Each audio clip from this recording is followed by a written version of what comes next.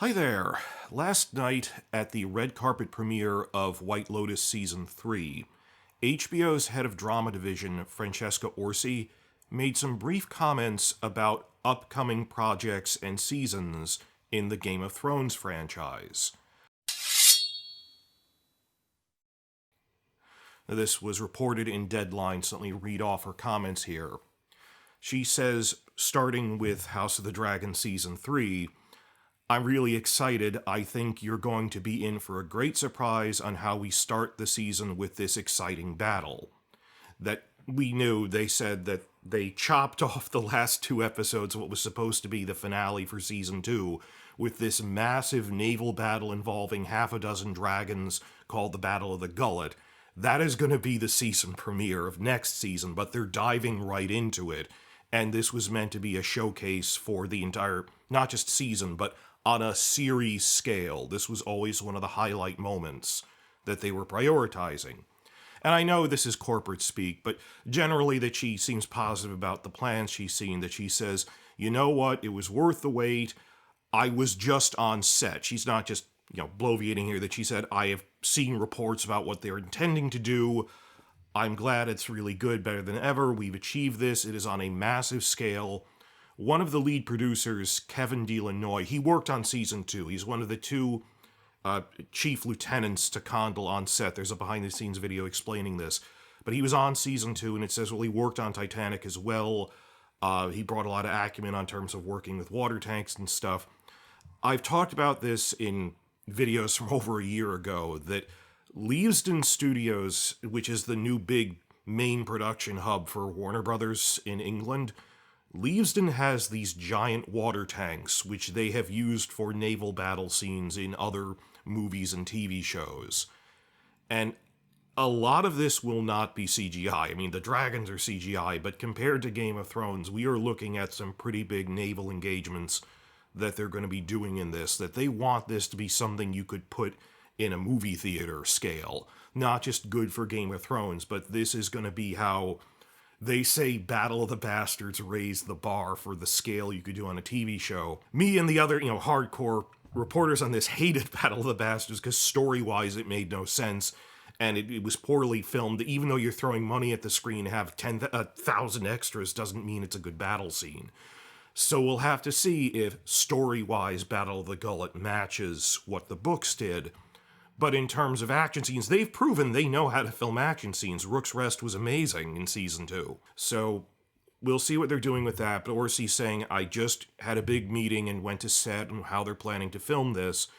And we've got good people working on it. And this is the start of the season. It's, because of the strike and everything and the budget cuts, it's not building up to, on the second to last episode, there's a giant battle.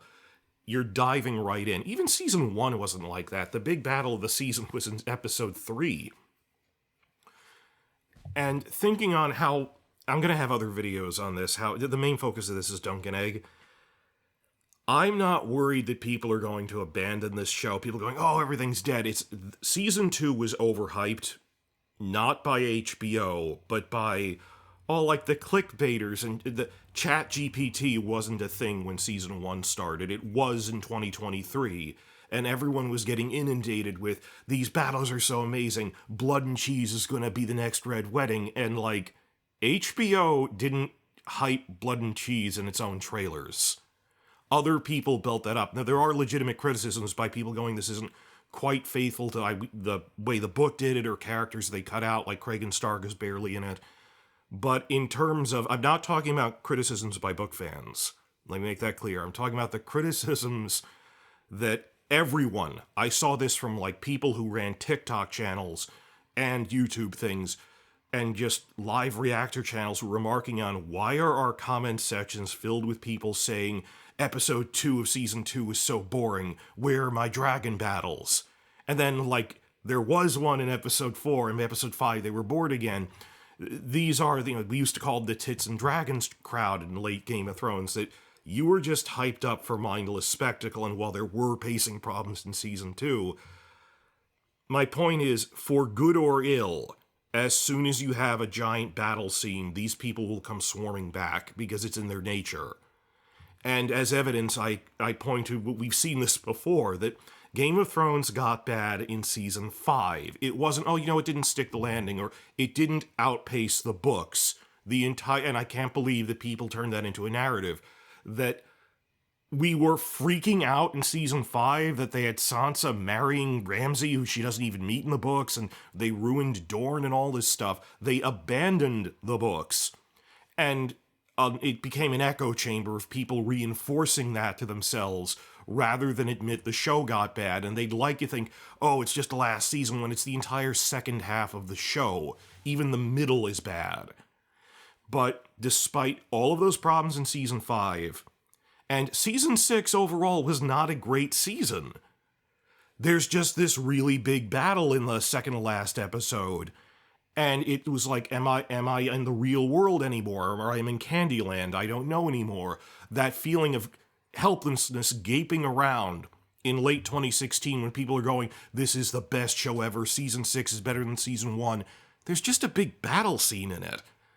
Yeah, that's what they came for, and they think empty spectacle washes away all sins. That we've seen this before. Even despite everything season 5 and pretty much all of season 6 did, if there's a giant battle scene, that they're fickle. That type of, the casual viewers, they will come swarming back. And this isn't book versus TV fans. I mean, I try to gauge the reaction.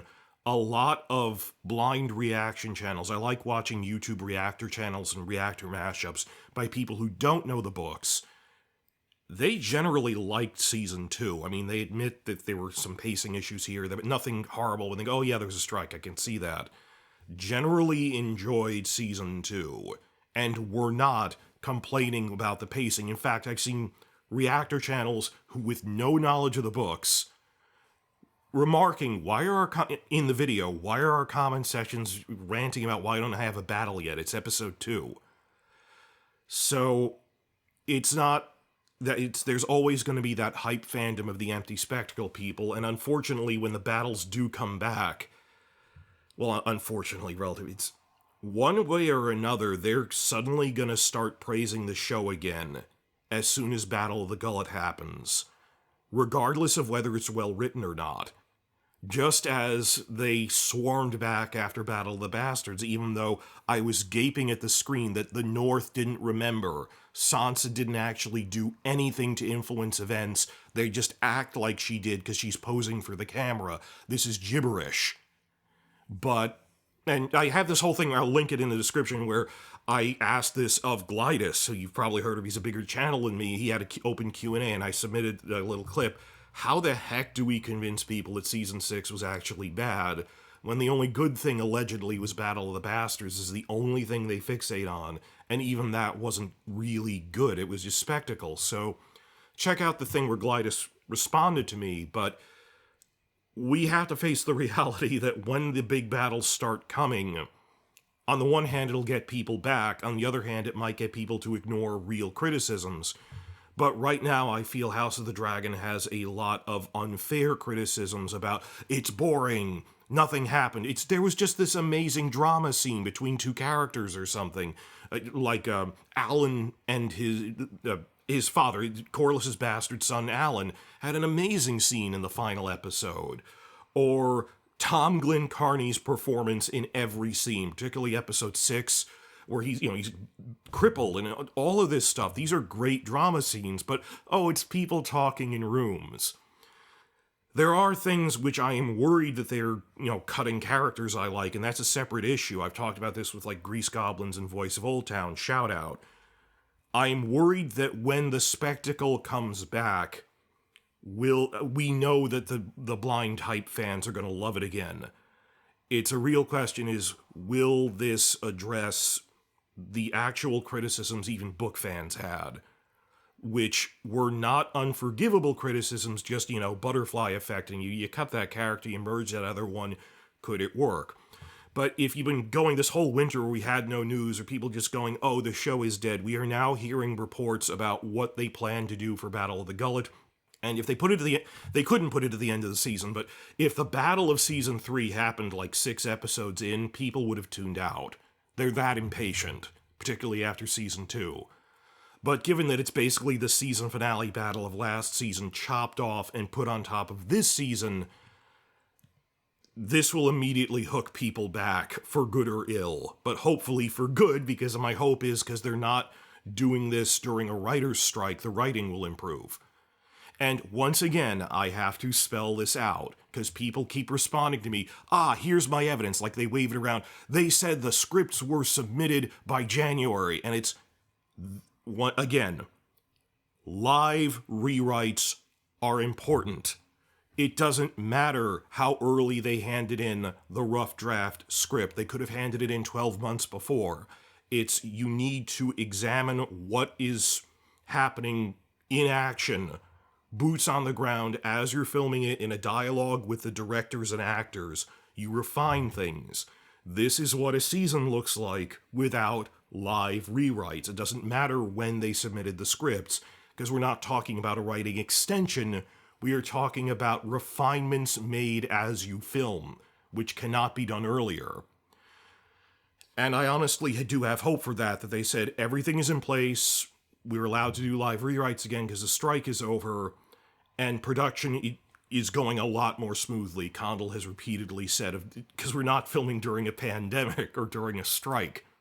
So you might disagree with me, but one way or another, people are starting to get really impressed with what's coming in Battle of the Gullet, that this will become a household name, more than Rook's Rest. That this will be back when, like, Battle of the Blackwater became a household name after season 2, and even though that was scaled down from the book version, that you can do this on TV. That is what they're aiming for. They're trying to raise the bar with this. This isn't just, it's another battle scene. And for good or ill, this will get the blind hype people back. I don't worry about, our views are down, no one's coming to this. Once the trailers come out, once you see the scale of what Battle of the Gullet is, the real question is trying to direct the narrative on this, because the clickbaiters overhyped it. I'm glad that the clickbaiter things aren't promoting this thing. When I say clickbaiters, it's not even humans anymore. It's ChatGPT bombarding you through social media of, on your startup page, hey, here's an article about how great Blood and Cheese is going to be the next Red Wedding. Like, a year and a half of people being bombarded with that made them impatient, because it's clickbait. It's meant to make you impatient and click on it. So I'm cautiously optimistic that at least it'll get people watching it, and you'll see how weird it is, just like Battle of the Bastards, that suddenly the same people who are complaining were like, oh my god, they fixed it. And they're not talking about character arcs. They're talking about, I wanted a dragon battle. Okay, here it is. That when you actually ask them to make an articulated thing of, well, what didn't you like about it? Oh, it's all just politics and drama and the human condition and the human heart in conflict with itself. Francesco Orsi also mostly talked about Duncan Egg, but I'm already over 10 minutes into this, so I'm going to split that off into a separate video to give it more focus. Please follow after the jump.